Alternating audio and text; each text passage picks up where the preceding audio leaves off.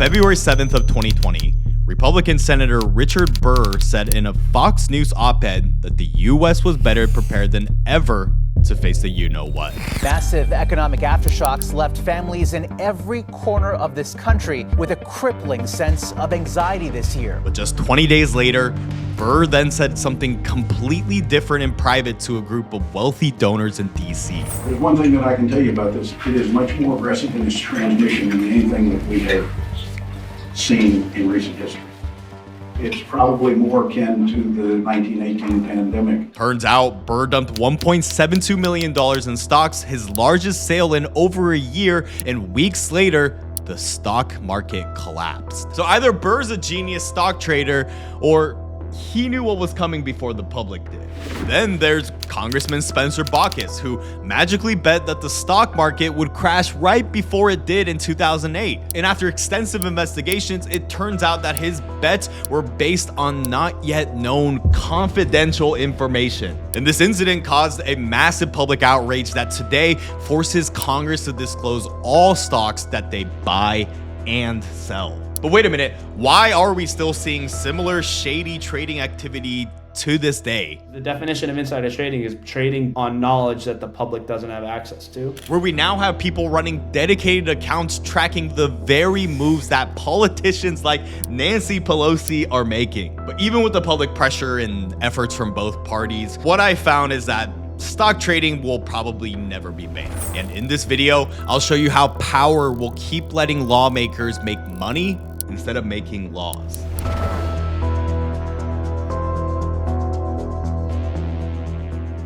To find out, I did something that I've never done before on this channel, and I invited Republican Congressman Tim Burchett to my own living room to understand what he's faced by trying to ban stock trading in Congress. Well, Congressman, super nice to meet you. Thanks for having me, brother. Great timing, because just 2 days ago, you filed the H.R. 1908 Congressional Stock Ban Act. Well, it's supposed to be spouses and immediate family. But again, all fences do is keep us honest people out. If you keep electing crooks, they're going to be crooked. And if they keep seeing, after every political fundraiser they have, they add on to their house, that ought to tell you something. If you go on a website, Unusual Whales, it breaks down, I think, maybe the top 100 stock traders. Everybody likes to raise Cain about Speaker Pelosi, but she's not even in the top 10. And they must just be geniuses, right? Obviously, when Russia invaded Ukraine, we gave Ukraine our missile defense system, and so we had to replenish ours. As it turns out, members of Congress in both parties own stock in the company that produces that missile defense system, and some of them bought that stock apparently just right within a close amount of time that the president, because he did it by executive order, and that's just wrong. It's pretty obvious what's going on. Is it legal? Probably. Is it unethical? I think so. And I just think you'd make a sacrifice being in Congress. But it's a sacrifice that our lawmakers that are supposed to be representing us isn't making. Take a look at this graph showing the top political traders of 2024. There's two things that's for certain. First, every single congressman on the top of the list either declined my interview or ghosted me.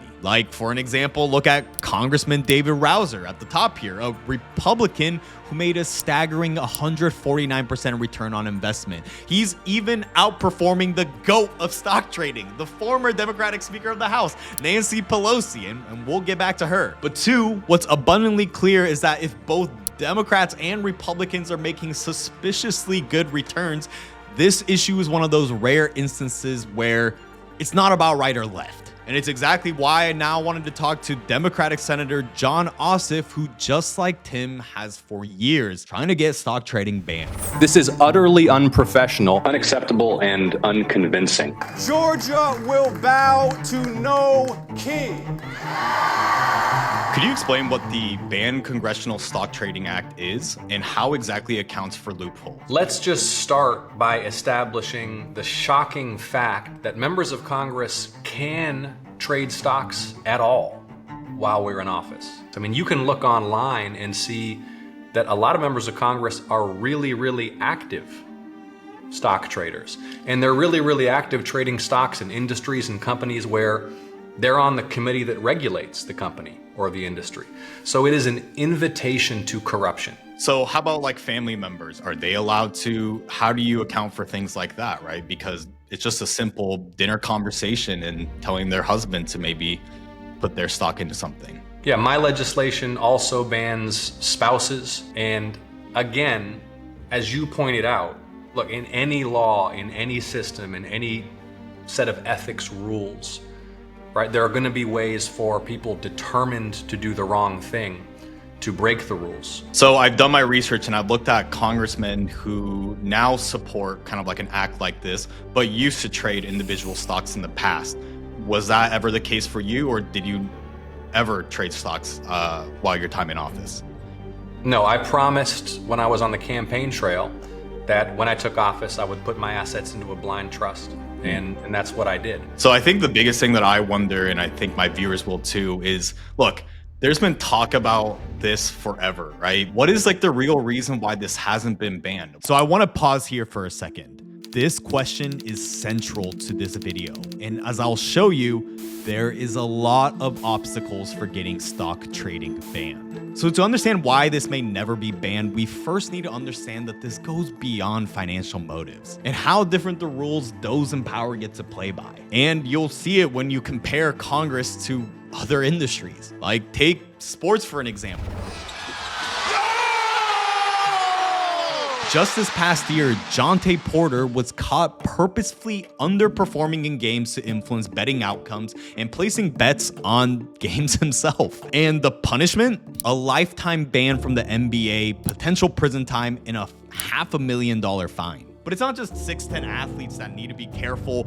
Your short ass watching needs to be too. If you're a finance bro or analyst, or when I used to work at Salesforce, you're under strict rules, pre-approvals for trades, restricted stock lists, and no trade periods. And if you get caught doing this, it's not just a normal fine. You can get fined for up to $5 million and spend prison time. But now let's compare it to a congressman. If they violate the Stock Act and they forget to disclose a trade, guess what their punishment is? Guess. A $200 fine. $200. Remember Richard Burr, who dumped millions before the stock market crashed? Even after an FBI investigation was launched, just like Spencer Baucus, their case was dismissed and closed without any punishment. So if you work a 9 to 5, you're literally under stricter rules than a US politician. And so when it's just a slap on the wrist rather than serious legal consequences, why would they stop themselves from getting rich? And it's almost like Congress is doing everything to have the lowest congressional ratings of all time. Okay, I don't know if that works there. All right, I need time to work on this. Okay, so I guess I could talk about examples like Congressman Dianne Feinstein or Major League Taylor Greene next. Or, oh, you know what? Okay.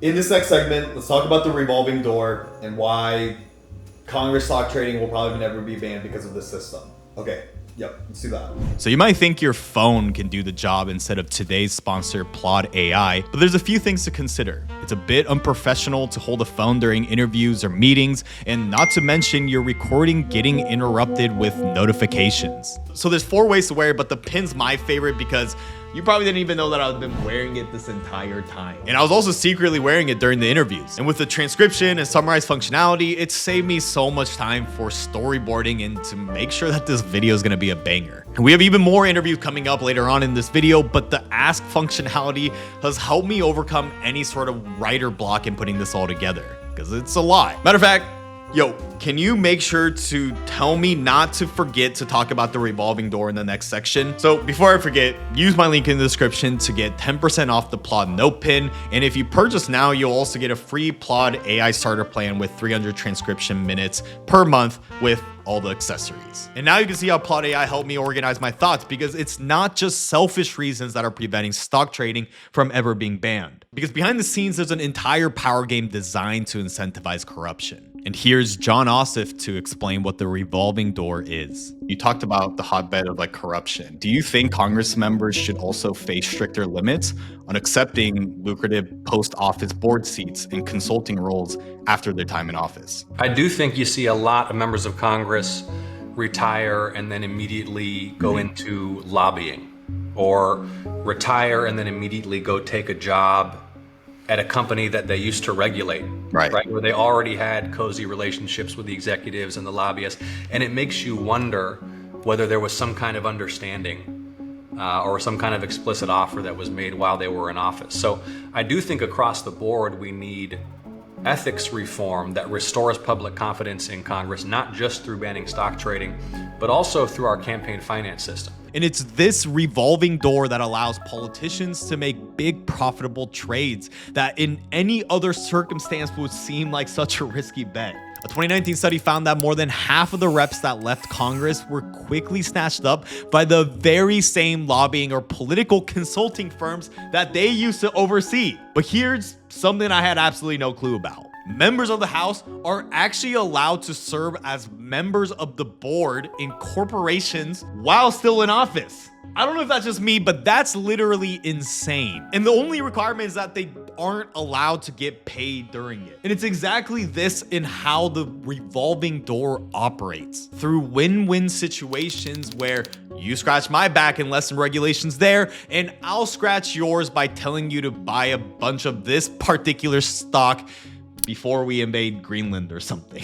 But in the game of power, win-wins are actually pretty rare. And oftentimes the rules and tactics behind power games are a lot dirtier. And it wasn't until I talked to Tim Burchett that he confirmed my suspicions. Do you think it's more of a problem of the individual or the system? I like to think that most politicians probably do go in for altruistic reasons.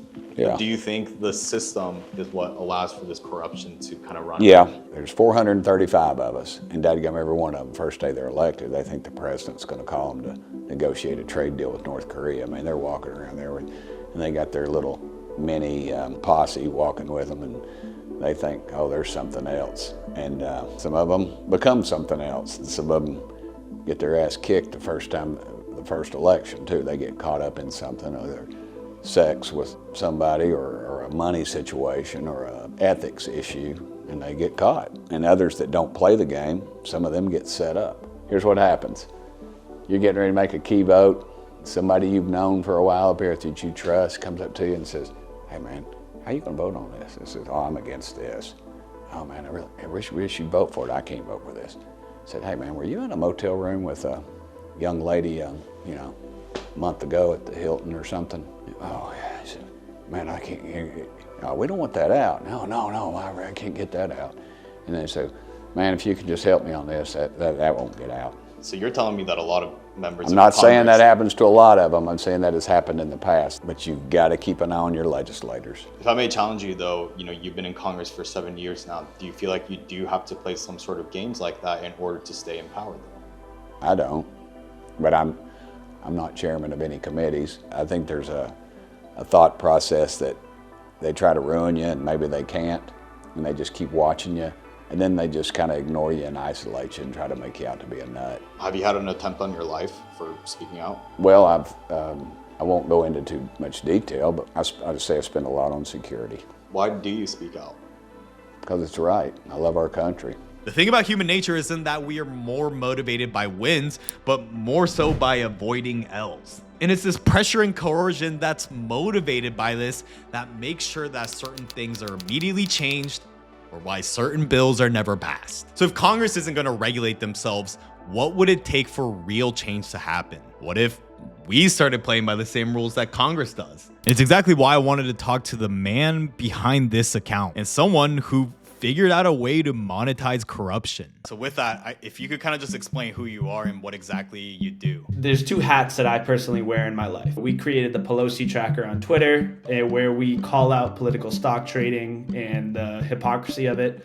That now has, I think, around 850,000 followers. I'm a nerd with the political trading. I probably know the majority of the trades, the majority of what these politicians are, the committees they're sitting on. One is like the co-founder of a venture-backed startup. That's the autopilot, as you can see here. And we're trying to build out like the future of money management on a marketplace built on trust. So we have $500 million of AUM, quote unquote AUM. And what that means is dollars invested through our platform with these pilots and the mission to get them banned from trading. Okay, it sounds crazy, but this might be the best and only way that stock trading would ever get banned. Like, remember when a Reddit group collectively decided to send GameStop to the moon and froze trading platforms around the world? By following the exact trades that, let's say, Pelosi does, it's the closest thing to leveling the playing field. And just full transparency, I am not sponsored by them, but if you want, you can use my link to sign up to their platform. But anyways, it's without a doubt that speaking up can have its consequences. And it's one thing to expose corruption, but it's another thing to monetize it. So it remains to be seen whether something like autopilot can actually get stock trading banned. But what's clear is that power thrives on silence, because more attention means more momentum towards change. Because if it wasn't for public outrage following 2008, the Stock Act might have never been passed. But clearly, more change is needed. And first, if we want to change any sort of behavior, we have to study incentives. Because when you can literally be rich by becoming a politician, is it incentivizing the wrong people to run? The average salary for congressmen is like $170K to like $220K. I think even Nancy Pelosi, her salary is like around that range too. Yep. But you know, she obviously has like a net worth of like 200 million. Yeah. Do you think this is encouraging the wrong people to run for office? If you follow the trail, and Trump kind of has this issue too, is like speaking arrangements, books. Like once you're at that level as a politician with social media now, you're essentially a celebrity. Like Michelle Obama, you know, nothing against her, but it's like she now can sign an $8 million Netflix deal. She wouldn't have been able to get that unless her husband was. Look, I'm sure she's a great person, but yeah, exactly. She married the right guy. Married the right guy, yeah. And also though, like, you don't want, again, not being political, if you like Obama or not like Obama, you don't want someone like Obama to not try and run for presidency. They want to get paid more, and there's an argument to pay them more. They haven't gotten a pay raise, I think, since 2010, 2011. So their pay of 175K, all of them make 175K. We could up that. Like maybe you make it 250, maybe you make it 300. It's hard to beat the optics though of seeing that happen. And now you then open up the can of worms of like, oh, now people are running for office because they can make 300K. But is 175K too low? Like honestly, probably. And now you're incentivizing and you're having these sort of people run. I don't think that's going to make much of a difference, because at the end of the day, it's not like they're stopping at the cap of 300K by trading, right? They're making millions. So I don't think it's a question of salary. So it is a difficult question because money will always attract top talent. But how it's set up today, are we optimizing for the best and the brightest or the most power-hungry liars? I don't know the answer to that. And that's exactly why I decided to talk to someone who will be running for Congress in 2026. Valentina, nice to finally talk with you. You were originally born in Colombia. You're 25, a former D1 swimmer. What and why did you get into politics and now running for Congress in Texas? The first thing was because all of this gay shit was being shoved down our throats. So that's the first thing I started fighting against. And I got deplatformed, debanked. What do you mean by gay shit? All of the woke garbage that we have to see that is being shoved down our throats. So I never pedaled towards that. I actually went against that. And I was the first person to do that in politics. Then everybody else followed through. Congressional trading. What is your stance on whether congressmen or women, if you get elected, should they be allowed to trade stocks? I used to be against stock trading, but in all honesty, now I'm all for it because it's unethical, but we have to play the game. So I'm gonna play the game better than anybody else. I'm gonna become the greatest stock trader of all time. And the best thing about it is that I'm gonna be sharing every single one of my trades live on X, because we're gonna beat them in their own game, because they're getting rich from privileged information. So if they're doing that, why can't you? So I think that's where I wanna kind of like dig into a little bit more, because you keep saying like, I wanna play the game, but isn't that gonna just further the corruption and different things that you're gonna talk about? So in regards to stock trading, they're not gonna ban stock trading. So you think Nancy Pelosi has game? Just wait until I get in, because I'm gonna beat her. $500 million? Please, I can double that. I studied finance in grad school. I was the youngest graduate to ever graduate at Tulane University in finance. But then if you beat them at their own game, isn't that going to just make the problem worse of incentivizing even more people who want to get into Congress so they can become richer? It's going to expose them as the hypocrites that they are. But wouldn't that make you a hypocrite too? No, because I'm telling you from the get-go. I'm telling you from the very beginning. what is going to happen, because I want that banned as well. But they'll never do that. They'll never put congressional term limits either until we have enough good people in Congress to vote for this. I see. So you're essentially saying that you want to blow the lid by being transparent about it instead of trying to hide that you're not trading stocks. Is that exactly? I see. Yeah, that was probably one of the most interesting interviews I've ever done. But if there's a lesson there, it's that the politicians of the future will be your favorite TikToker and YouTuber of today. Knowing how to create spectacle is the new currency to power. I mean, look at how Trump has used media. But most importantly, one question remains. No matter if it's the old school or the new gen politicians, will stock trading ever be banned? And after everything that we've seen, it all comes down to the most important rule of power. So I think the biggest thing that I wonder, and I think my viewers will too, is look, there's been talk about this forever. What is like the real reason why this hasn't been banned? What is it that's actually preventing this from passing? It's that there's opposition, and there's pretty broad opposition, but members of Congress who oppose this, they tend to make their opposition known privately and quietly and gum up the works as the bills move through the process. So we got a bill through committee, and that's a significant step. But I'm not going to sugarcoat it. There's going to be a lot of opposition to this because members of Congress like having the ability to trade stock while they're in office. You know, I've talked to Senator John Ossoff, who's also released kind of like a very similar bill. Why hasn't congressional stock trading been banned then? I mean, the powers that be do not want it to. Washington, D.C. is a sewer. There is no oxygen, there is no light. That's what Washington, D.C. is. They don't want any transparency. They don't want anybody looking over their shoulder. How hopeful are you that your bill that you just announced a few days ago is actually going to lead to change? Correct me if I'm wrong, it doesn't seem like you're very hopeful. Snowball's chance. But I keep swinging for the fence. I mean, you gotta, if your congressman says they love Washington, you need to get a new congressman. Do you legitimately think this will ever happen? Or is the opposition too big in order to get it overturned? No, I think we will get it done. And I think we're slowly making progress. And I think that the public is like 90-10 for this. And we're just gonna have to keep at it. It's not easy to reform corrupt systems, but it's necessary. And by the way, the other beautiful thing about this issue is it doesn't break down on party lines. Like you go ask a Democrat, you go ask a Republican, independent, a non-voter, anybody. Right. This is obviously a necessary change. Throughout the years, do you kind of just get a little bit jaded? No, I mean, I've been doing this my whole adult lives. I get disgusted. I pray a lot. I ask God to give me patience. And I get a lot of criticism. I risk my life. I hate to come away this interview with that feeling, but it does feel like that. Like, it doesn't seem. So what do you do? Do you give up and just let the other side take more of it? Or you get in there and you try to bust somebody's ass? I mean, you got two decisions there, and that's my daily thing. And I just think, it's like when keep fighting the good fight. Do you think stock trading will get banned at some point in our lifetime? No. But I'm going to keep trying. I'm a relentless fence swinger. Because even in this rigged system where everything seems impossible to change, this last rule of power is the one that you need to remember. It's a rule that's overthrown dictators and changed the course of history. So before I reveal it though, I had one last question for Chris. One thing that's interesting to me about your business and hearing about your goal is to actually get politicians from trading individual stocks, is that if that actually happens, that can have a severely negative impact on your own business. Are you actually going towards that goal?